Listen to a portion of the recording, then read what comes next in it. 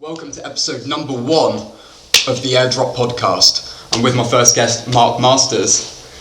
Mark, introduce yourself, please. Well, it's good to be. I don't know, look at that, I look at you. Do I look at you or do I look at the audience? Look at both. I'm going to look at you, my lovely. And thank you, and a privilege to be the first guest. Thank you, I'm honoured to have you here.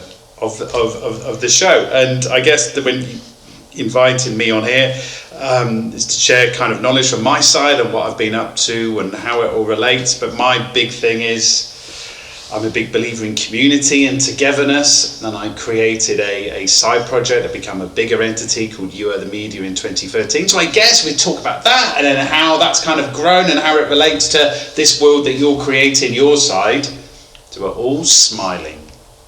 Brilliant. Mark Masters is a perfect name because you are a master of community. I've been involved in it for a little while now, and you're almost a figurehead for community. That's what you represent, that's what you do, that's what your events do that you put on. They bring together a community of business people, marketing people, and just people from all around Dorset and over England and abroad. Yeah. How's that been going for you this year? Yeah, this year, 2021. So those that listen that don't know, this started in 2013. So when it started, it was basically me. I send a weekly email every Thursday morning at 6:30 GMT. Very lonely when it started. No one was there. It was me and my mum.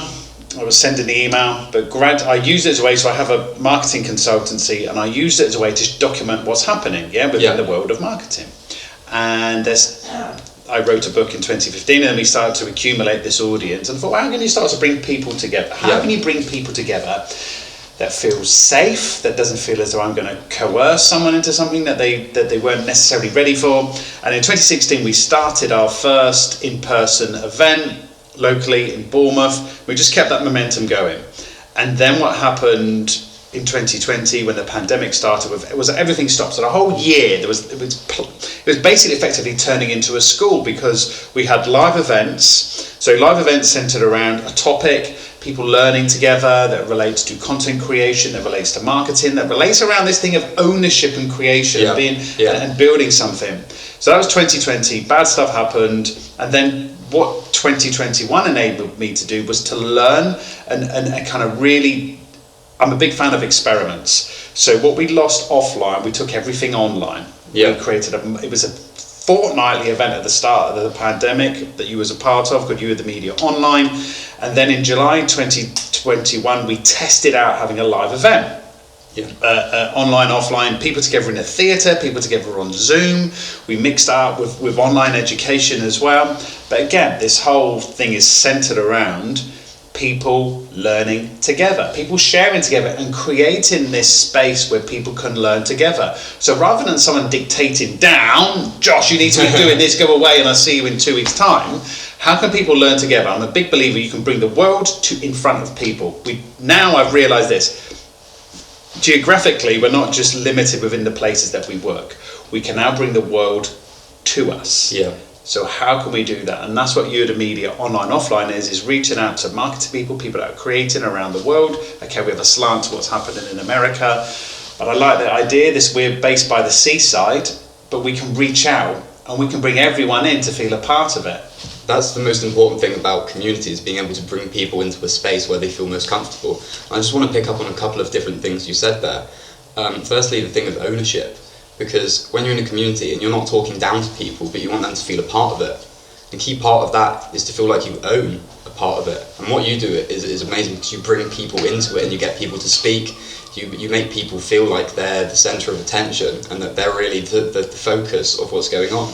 Yeah, there's a big thing from this year was that, a lot of times we're always drawn to the people that have something to share, that have the success. But there's also a way for everyone to be a part of something. For instance, it's all about kind of empathy and being shoulder to shoulder with each other. So those people that have a few more years experience are just as important as the people that participate. So what we did in 2021 was also create a space called You Are The Media Learning, where there are topics where people come in, but those people that don't necessarily have that space to share. But when you do, I realise, is that people talk and people get to know one another, and those links that start to happen, and it's almost like you're part of this club where someone says, yeah, I'm a part of this too, and you kind of realise that that's quite a nice place to be, when people recognise that they feel a part of something. Because when we look at community, it is rather than being, so you've got two sides, you've got an audience, and you've got community. So an audience means that you are directing the traffic to someone.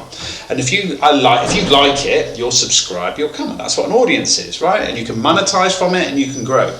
But a community is when something can run itself.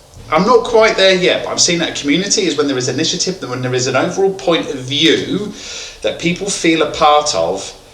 So my goal is to get to a point where it doesn't need me.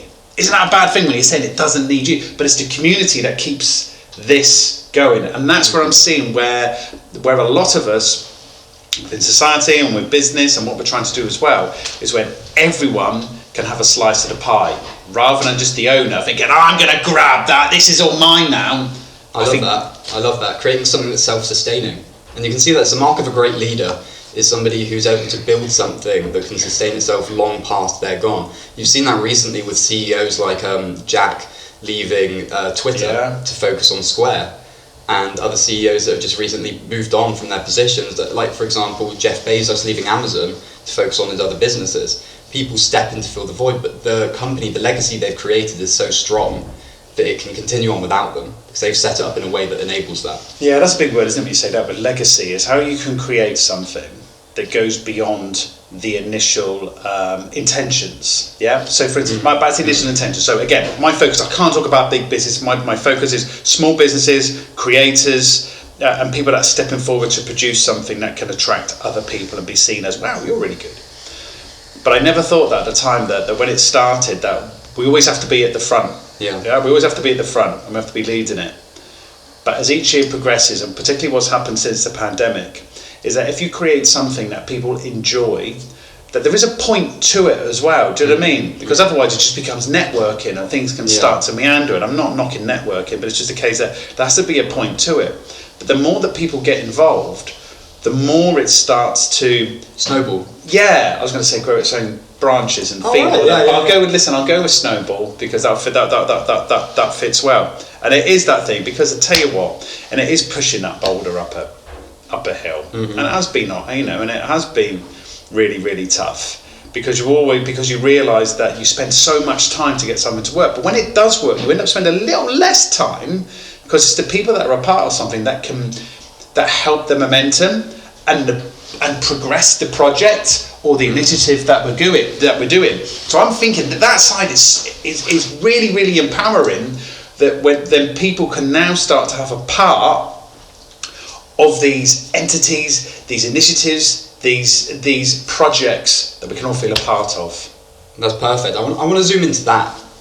I want to zoom into that for a little bit, because in 2022, moving forward, that is precisely what is going to happen. When you look at organisations, the massive tech monopolistic organisations that control everything today, your Facebooks, your Googles, your Microsofts, your Amazons, your Apples, there's only a few key players in charge, and we keep hearing in the news, we keep hearing it said that there's far too many billionaires, there's a far greater portion of control and wealth centred in the hands of too few people. The biggest trend that I see moving forward into 2022, 2023 is that begins to flip. Through technologies like Web3, through evolving things like NFTs, through crypto, that is kind of being gradually, it's not going to be an overnight change, but it's gradually being passed down. And it's about greater distribution and greater ownership to the masses. And let me pick up on this ownership thing. So again, that thing. So that, for me, what you're talking about here is the thing that fills me up in a place I've never been before, right? Over all of us, is that now there is this level playing field for all of us, right?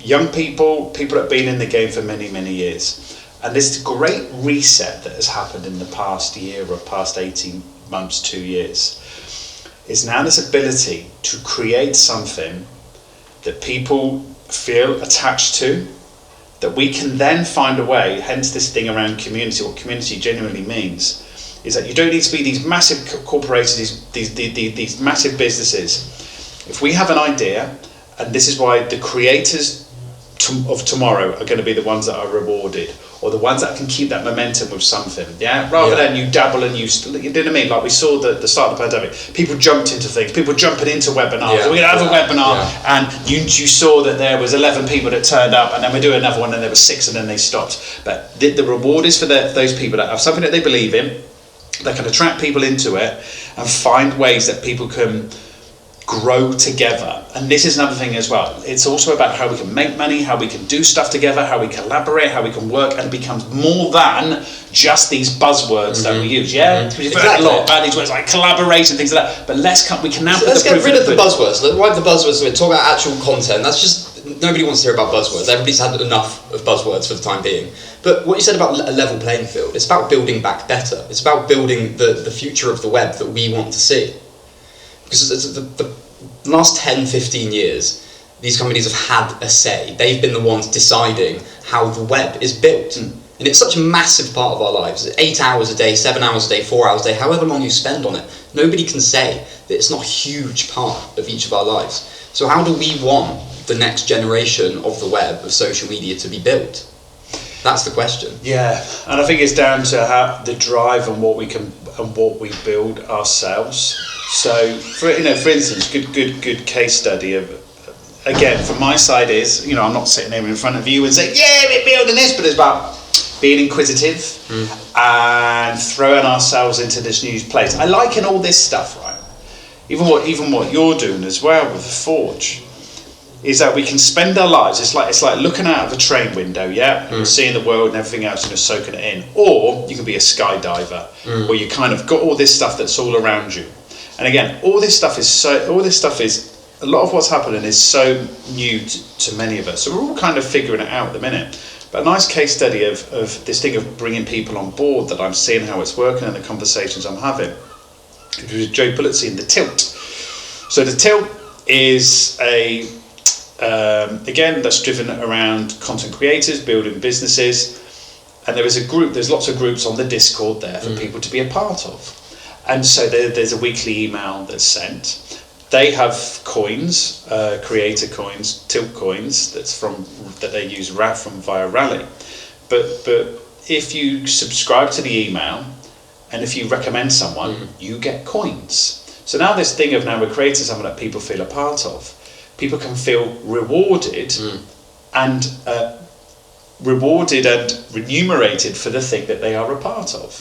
I signed up for a course recently, and on the Discord is a separate group for the people that are a part of that course. So it's been quite attentive, and it's encouraging people to make money, the people that invest within it as well, within the Tilt coins themselves, to at some point in the future that everyone starts to have a share and a voice. And this is a new part as well. I like this idea that people can start to have a voice in what happens. This goes back to ownership, right? This goes back to ownership. Yeah, and here's an interesting, we haven't seen this. So when we look at platforms, YouTube, LinkedIn, everything else, everything is centered around the platforms that we use. But when you talk about ownership, no one really tells us or teaches us the importance of creation. It's all about creating for the platform. So now what's happening with this autonomous space now that's almost open?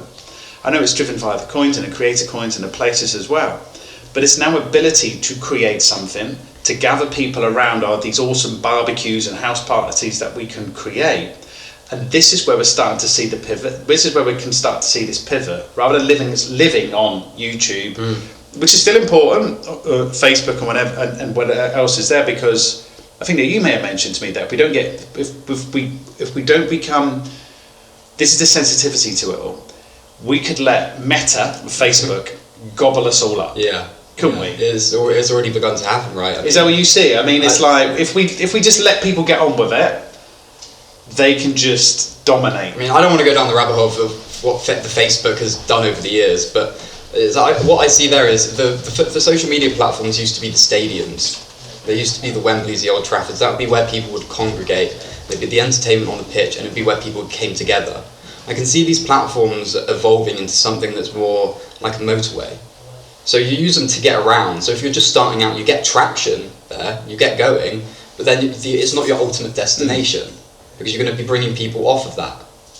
And moving forward, I don't think we want these platforms to be the stadiums anymore, because they have the control in these places. If they want to ban someone, if they want to delete your post, you don't have any ownership. It's their land. You're building on somebody else's land. The end goal of this is to build our own platforms, to build our own buildings. And then let the communities, let the people decide which of those should win. Because picking up on it, there's an interesting thing that like an easy thing to understand is events. Like the event space, for instance, and that's always the thing that keeps on going through my mind, is how you let people have a say. Yeah. So, for instance, on the tilt space, if you have more coins, you're at different levels. So does it mean, they're looking to do a conference, there's going to be a conference in Arizona in May 2022. But if you invest and are part of something, that starts to mean that everyone can have a voice and direct where it goes. And I kind of like that idea, where everyone can potentially have a say.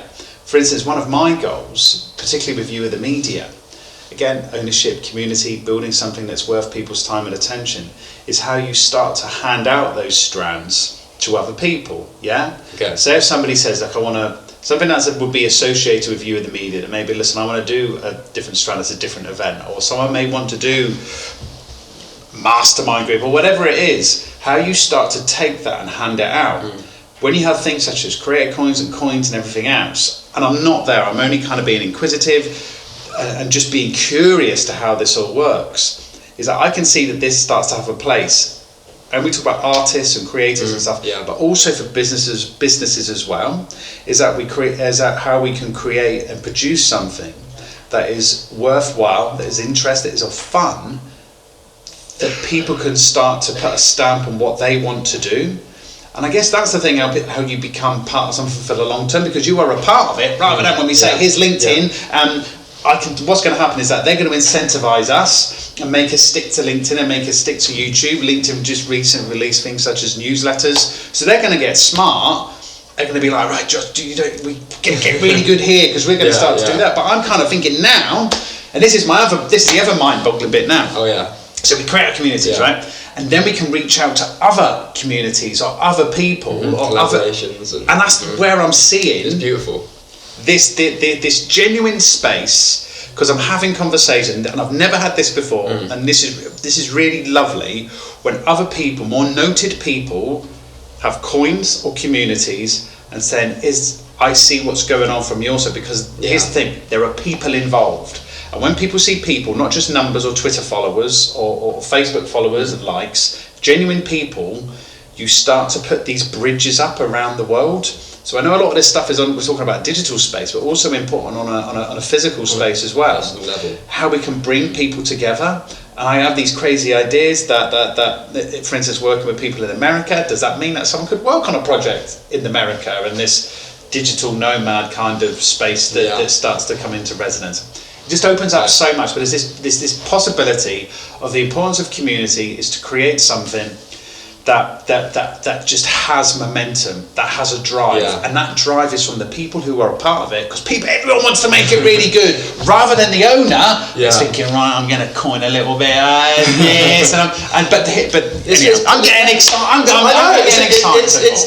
It's an insane world we're living in now. I want to break some of down for the audience, because not many people might know what creator coins even are.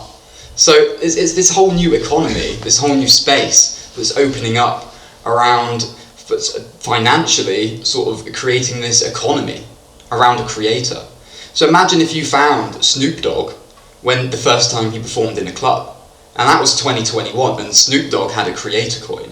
You could invest in Snoop Dogg and be an early investor in Snoop Dogg. Be the equivalent of being an early investor in Amazon or eBay or PayPal.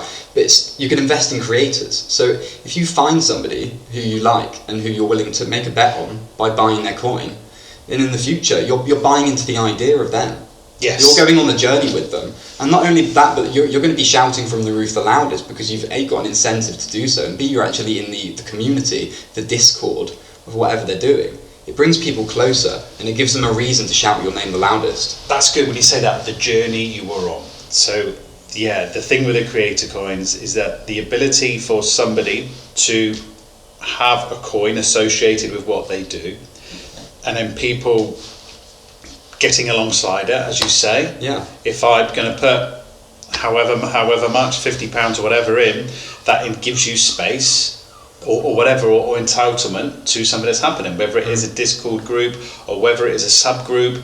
Other groups I'm part of, for instance, if you are part of the group, you will get a report at the start of every month. And I kind of like, so we're seeing at the minute there's this gold rush. Everyone's jumping into something. It's huge. Right? It's huge. So what I'm saying, there's two sides I'm seeing to all this, particularly with coins and creator coins and everything else. There are people where it is driven via the owner of the coin. So for instance, imagine that. So if you bought 10 coins from Josh, you're going to have an hour of my time.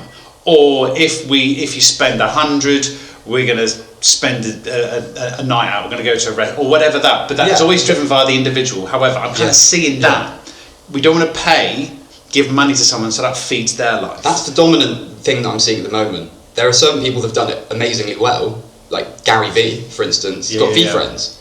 Right now they're going for 10 Ethereum, $40,000 on OpenSea.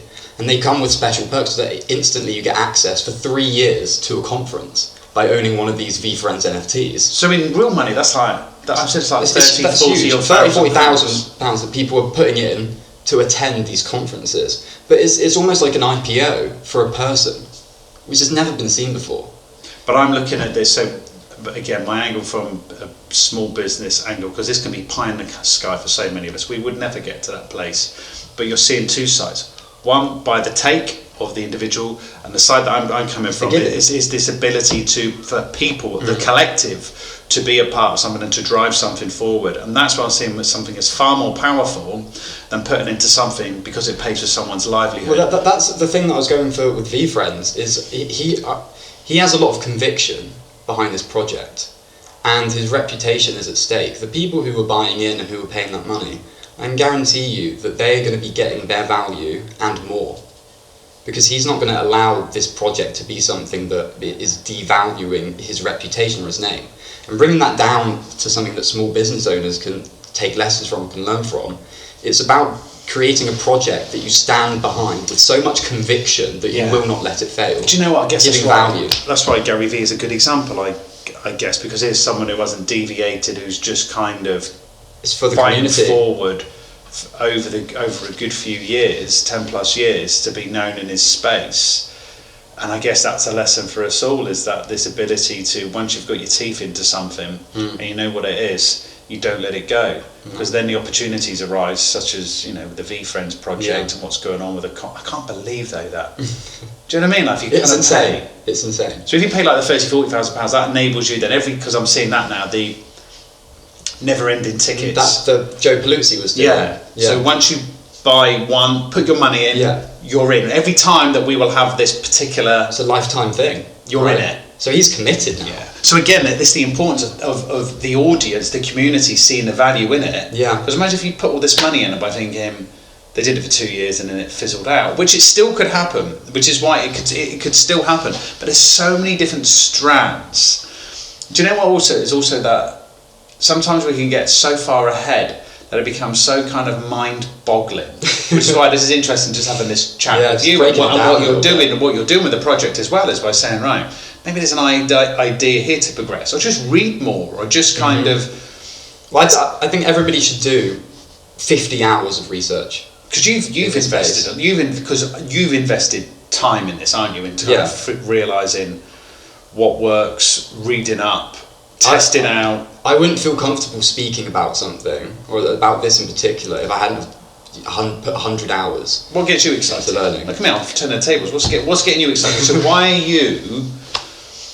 Because I understand that when something, I know the early adopter stuff, but when something is starting, you don't want to miss out on something, because it's not FOMO. No, it's not FOMO. I'm not scared of missing the boat or missing the train. So I haven't felt this excited, genuinely this excited about anything since I was 12, 13 years old, since I was a kid.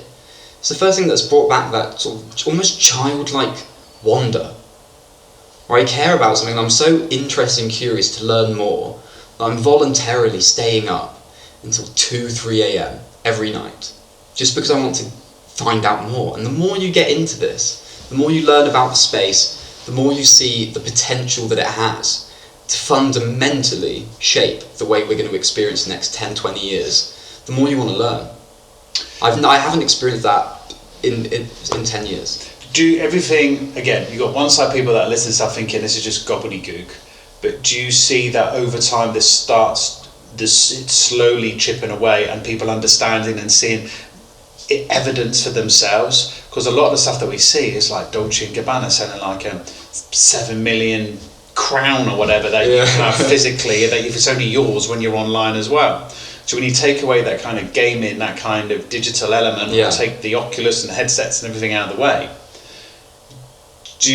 I guess the reason you get enthused about it all is that how you can see it to be applied and adopted. Yeah, it's the application, the adoption. Right now we're so early. That's what people don't understand. They see this new technology, but it's a baby. It's going to be growing and changing at a huge rate every year. We're only in the really early beginnings. I mean, 5-6 years ago, no one had heard of Bitcoin or Ethereum. And now these are almost household names. And people are just beginning to see the utility of what this actually provides. NFTs are at the stage, I believe, that crypto was 3 years ago, where it's just beginning to be experimental. A lot of the NFT projects that we're seeing, in a year's time, they're going to be worth 99% less than what they are now. I've got a question for you, man. If someone's listening and watching, where would you see it's a good place to start? Do you say is it opening a wallet? Is it buying something? Is it because you mentioned the word experimental? Where would you say is a good place to start? I don't want to say just go and buy an NFT, because I know that the accessibility for that kind of thing is harder right now. But there are some NFTs that are more affordable than others. I think the best thing to do is just get learning. Join a Discord. Find such as the Forge is what we just start right now. Well, VeeFriends, I mean, everyone's going to win in this. We're all going to make it. That's one of the key things within this industry, is we're all going to make it. It's all about community. That's what it fundamentally comes down to. And the people that are driving this forward are the people that believe in that the most. That's why people like Gary Vee have been put on, I don't want to say a pedestal, but they've been given the power to be a leader in this industry and to shape it going forward, because they've proven that they're in it for the community's sake and that they're in it for the long run. So I'd say join VeeFriends Discord, join CryptoPunks Discord, join the Forge. So they're all by the way, they're all free. They're all free, all completely free. You can get into that within a second. Create a Discord account, set it up, speak to people, and everybody's so friendly. You're going to be getting in there, and people will just be wanting to tell you about it. So your thing is basically saying, let's just kind of learn and be open, rather than saying, for your birthday, can you ask for £500 worth in some? Mind you, you're dabbling and buying art, and all. Look at me bigging you up. I've been getting into it here and there. It's fun.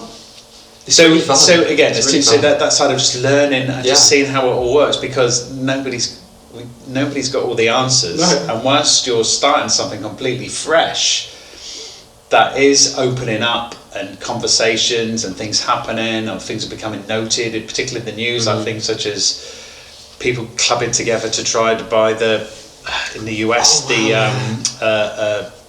whatever that was it. That's a copy of the original Constitution. Constitution. So yes, it went to the highest bidder in the end, but very close behind that there was a community, NFT community that went out to buy it. Yeah. That went for millions. I think it went for $47 million. I think, funnily enough, the guy that actually bought that is one of the executives of Citadel. Oh, so they mentioned who it wasn't. Right, so the guy who bought it did it as a big. I think he did it.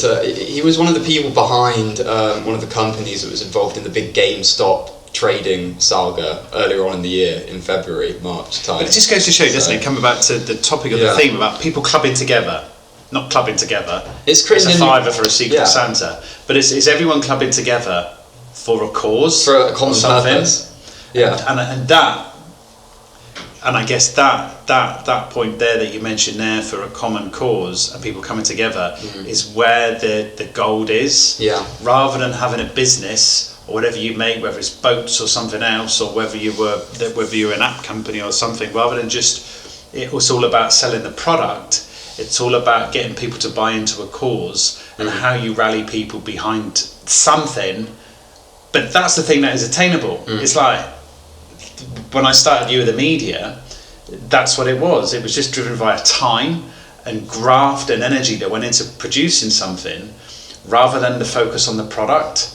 Yeah. So it's the focus was on the focus was on the common cause and the commonality, and something for people to get behind. And that's where there is so much. That's where the opportunity is, and why I guess all this stuff is so exciting. Yeah, if there's a group of people that really believe in something, and they're willing to, put forward their time, their energy, their assets into that thing, it's become a real powerful force now. And it would have been unheard of to hear a group of strangers on the internet who've never met each other. The only thing they shared was a common interest in buying this constitution. I think if you put money in, you would technically own, right? You'd own a section of the constitution, and you'd have rights to visit it. Good example. So I bought this course from Till, and what they did was that those people that were part of the community, the Discord group, just put out there, and you got it as cheap as chips. It was before it was even released. And that to me, I love that.